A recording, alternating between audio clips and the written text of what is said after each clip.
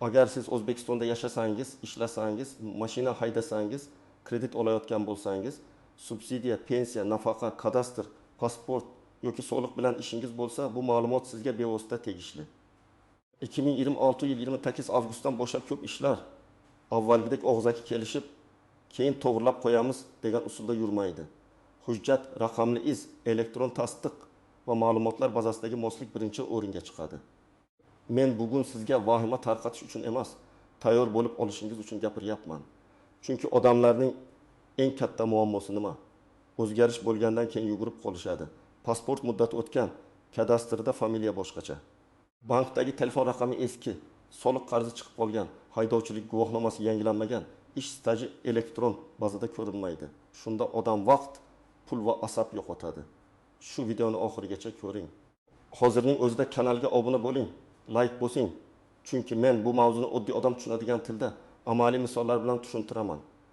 Avvallari ko'p masalalarda insonning qo'lida qog'oz bo'lsa ish bitardi.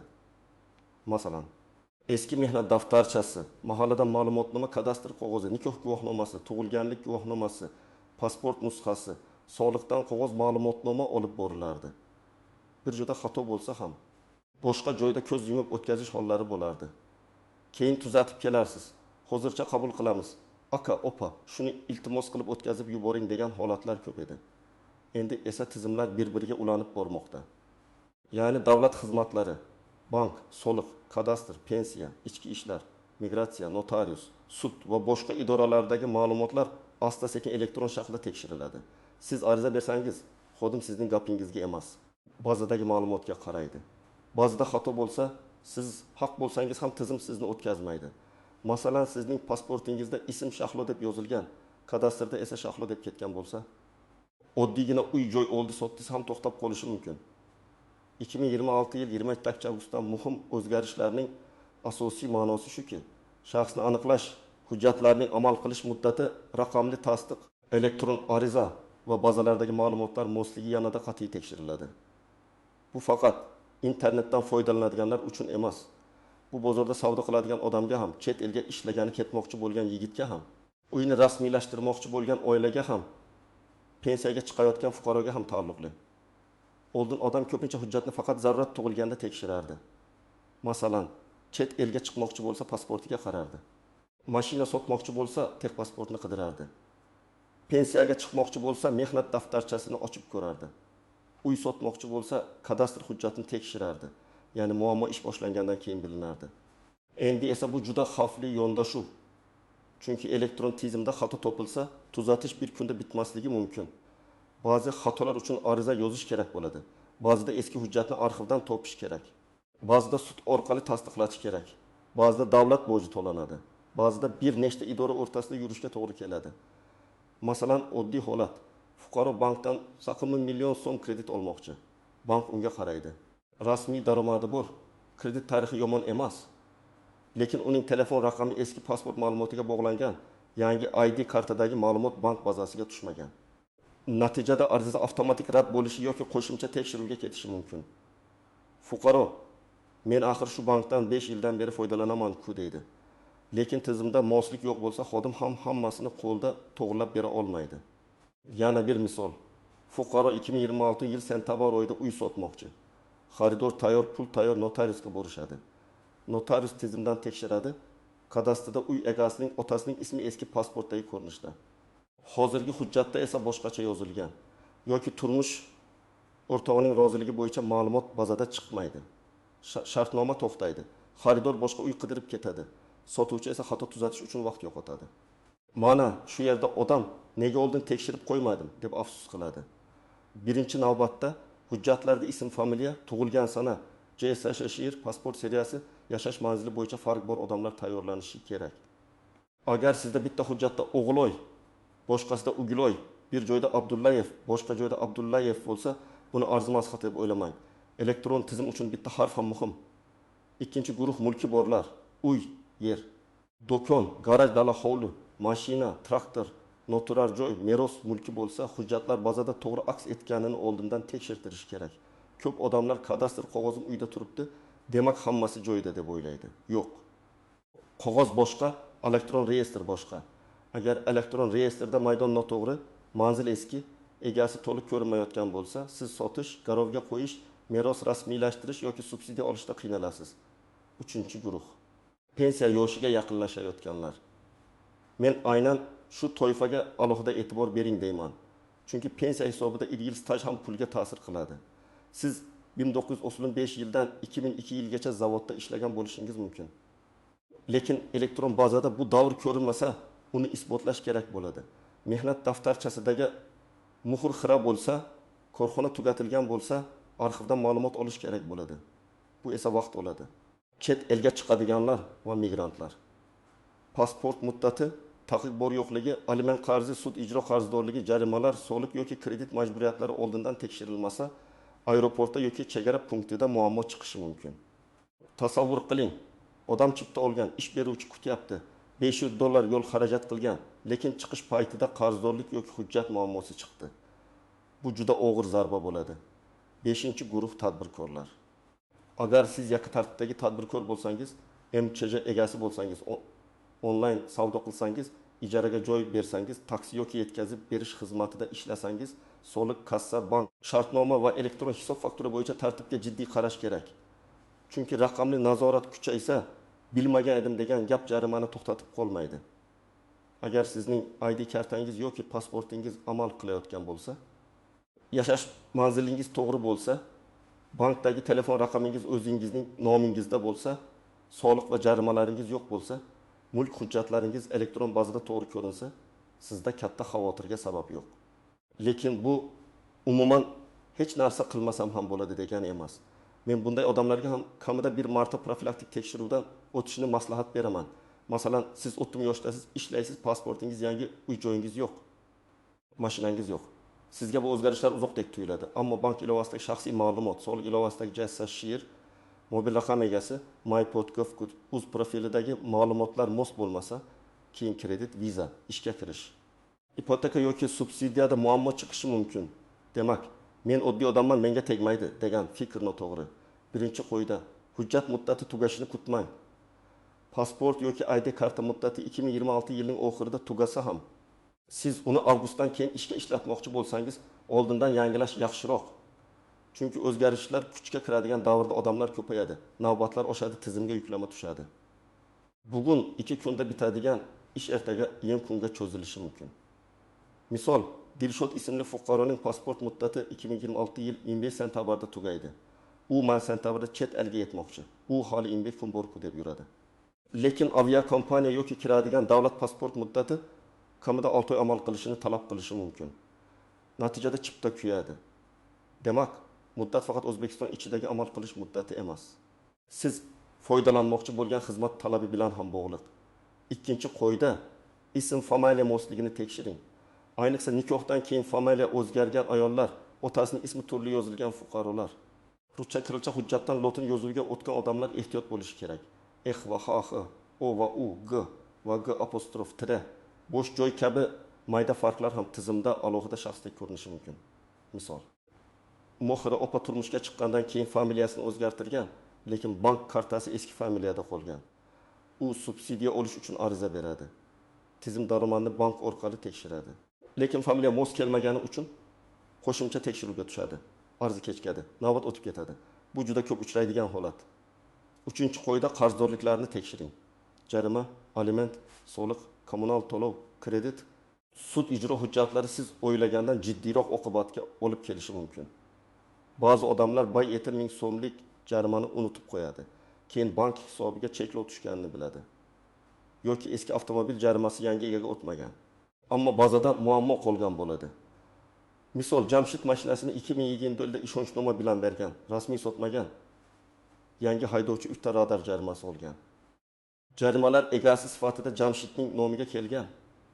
Jamshid 2026 yil sentabrda yangi kredit olmoqchi bo'ladi, lekin ijro qarzdorligi chiqadi. Aslida mashinani boshqasi haydagan, lekin tizimda egasi Jamshid. Demak, ishonchnoma bilan yurish, rasmiylashtirmasdan berish katta xavf. 4-qo'yda elektron raqamli imzo va shaxsiy kabinetni nazorat qiling. Bugungi kunda ko'p xizmatlar elektron ariza orqali ishlaydi. Agar sizning nomingizdan kimdir elektron imzo olib, shartnoma qilsa yoki ariza yuborsa, keyin men bilmaganman deyish oson bo'lmaydi. Shuning uchun telefon raqamingiz, elektron pochtangiz, bank ilovalaringiz va davlat xizmatlari profilini begonalarga bermang. Bu o'zgarishlar hamma narsani bir kunda yopib qo'yadi degani emas.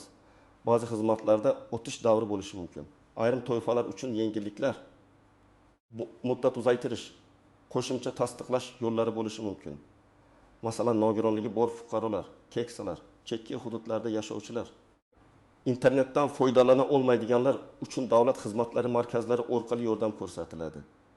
Lekin yengillik borligi tayyorlanmaslikka bahona emas. Eng katta tuzoq shunda, odamlar faqat bitta hujjatni tekshiradi. Masalan, pasportini yangilaydi. Lekin kadastr, bank, soliq, pensiya, mobil raqamdagi ma'lumotlar eski qoladi. Natijada hujjat yangi, lekin tizimlar orasida uzilish bor. Men doim aytaman, bitta hujjatni almashtirdingizmi? Unga bog'langan hamma joyini yangilang. Yana bir nozik masala meros hujjatlari. Ko'p oilalarda ota-onadan qolgan uy bor, lekin meros rasmiylashtirilmagan. Aka-ukalar kelishganmiz, opa-singillar rozi. Uyda hech kim da'vo qilmaydi deyshadi. Ammo elektron reyestr va notarial tartibda meros rasmiylashtirilmagan bo'lsa, ertaga uy sotish, buzilish kompensatsiyasi olish, ipoteka qilish, kadastrni yangilash juda qiyin bo'ladi. Ayniqsa merosxo'rlardan biri chet elda bo'lsa yoki vafot etgan bo'lsa, masala yanada murakkablashadi. Yana bir muhim jihat norasmiy ish staji. Ko'p odamlar ustada ishlaganman, do'konda sotuvchi edim. Fermer xo'jaligida yurganman deydi. Lekin rasmiy mehnat shartnomasi bo'lmagan. Pensiya, kredit, ijtimoiy himoya, subsidiya masalalarida rasmiy daromad, rasmiy staj muhim. Agar siz hozir norasmiy ishlayotgan bo'lsangiz, 2026 yilni kutmang. Ish beruvchidan mehnat shartnomasini rasmiylashtirishni talab qiling. Bugun oylikdan ozgina soliq ushlanishi sizga yoqmasligi mumkin, lekin ertaga pensiya, kredit va ijtimoiy kafolatlarda foydasi tegadi. Endi eng muhim qism nima qilish kerak? Men sizga aniq tartibda aytaman. Birinchi qadam, shaxsiy hujjatlaringizni tekshiring. ID karta yoki pasport muddati, JSHS raqami, ism, familiya, tug'ilgan sana. Yashash manzili to'g'riligini ko'ring. Agar xato bo'lsa, davlat xizmatlari markaziga yoki ichki ishlar bo'limining tegishli xizmatiga murojaat qiling. O'zingiz bilan pasport yoki ID karta, tug'ilganlik guvohnomasi, nikoh yoki ajrim guvohnomasi, agar familiya o'zgargan bo'lsa, o'zgarishni tasdiqlovchi hujjatlarni oling. Ikkinchi qadam, My Bankga o'z orqali shaxsiy kabinetingizga kiring. Agar kira olmasangiz, davlat xizmatlari markaziga boring va profil ma'lumotlaringizni tiklang. Telefon raqamingiz aynan o'zingizning nomingizda bo'lsin. Begona odam nomidagi raqamga tayanmang. Chunki SMS tasdiq keladigan raqam sizning huquqiy harakatlaringizga bog'lanishi mumkin. Uchinchi qadam, bank ma'lumotlarini yangilang. Bank ilovasiga kiring, pasport ma'lumotingiz, telefon raqamingiz, yashash manzilingiz to'g'ri ekanini tekshiring. Agar eski pasport bilan ochilgan karta bo'lsa, bank filialiga borib, yangi ID karta bilan ma'lumotlarni yangilang. Agar bir nechta bankda kartangiz bo'lsa, hammasini tekshiring. Faqat bitta bankni yangilash yetarli emas. 4-qadam, qarzdorliklarni tekshiring. Soliq ilovasi, EX jarimalari, kommunal to'lovlar, sud ijro qarzdorliklari bo'yicha ma'lumotlarni ko'ring. Agar qarz sizniki bo'lmasa, darhol e'tiroz yozing. Keyin ko'raman demang. E'tirozda aniq yozing. Qaysi qarzdorlik, qaysi sana, nima sababdan sizga tegishli emas, qanday hujjat bilan isbotlaysiz. Arizaga pasport nusxasi, shartnoma, to'lov cheki, avtomobil oldi sotdi hujjati yoki boshqa dalillarni ilova qiling. 5-qadam, mulk hujjatlarini tekshiring. U yoki yer bo'lsa, kadastr organlari yoki davlat xizmatlari orqali elektron reyestrdagi ma'lumotni ko'ring. Manzil, egalar ulushi, kadastr raqami, taqiq yoki garov bor yo'qligini tekshiring. Agar uy meros bo'lsa, notariusga borib meros ishi ochilganmi? Barcha merosxo'rlar aniqlanganmi? Ulushlar rasmiylashtirilganmi? Shuni bilib oling. 6-qadam, mehnat stajingizni tartibga keltiring. Agar pensiyaga yaqin bo'lsangiz, mehnat daftarchangizni, buyruqlar nusxasini, arxiv ma'lumotlarini, ish haqi bo'yicha ma'lumotlarni yig'ing. Korxona tugatilgan bo'lsa, hududiy arxivga murojaat qiling. Arizada qaysi yillarda, qaysi korxonada, qaysi lavozimda ishlaganingizni aniq yozing. Men ishlaganman, topib beringlar deb umumiy yozmang. Qancha aniq yozsangiz, shuncha tez topiladi. 7-qadam. Oilaviy hujjatlarni tekshiring. Nikoh guvohnomasi, farzandlarning tug'ilganlik guvohnomasi, aliment bo'yicha hujjatlar, vasiylik yoki homiylik hujjatlari, ajrim qarori bo'lsa, hammasi tartibda bo'lsin. Subsidiyalar, nafaqa, maktab, bog'cha, tibbiy xizmat, meros masalalarida oilaviy ma'lumotlar juda muhim. 8-qadam elektron imzo va parollarni himoya qiling. Elektron raqamli imzo kalitini flashkada yoki telefonda saqlasangiz, uni hech kimga bermang. Parolni oddiy 1226 yoki tug'ilgan sana qilmang. Agar buxgalter, tanish yoki vositachi sizning nomingizdan ish qilsa, nima yuborayotganini ko'rib turing. Sizning nomingizdan yuborilgan ariza uchun javobgarlik oxir oqibat sizga keladi. Agar shaxsiy ma'lumotda xato bo'lsa, davlat xizmatlari markaziga borasiz. Arizada shaxsiy ma'lumotlarimdagi nomuvofiqlikni bartaraf etishni so'rayman deb yozasiz. Xatoni aniq ko'rsatasiz.